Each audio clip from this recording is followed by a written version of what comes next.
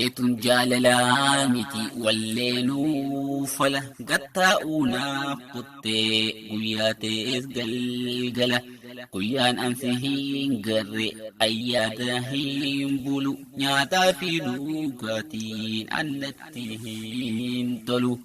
Jaalalatee anjiru osuma gabaantoo harkuma kee jiru osoo ana taate waa sirraa hin turu.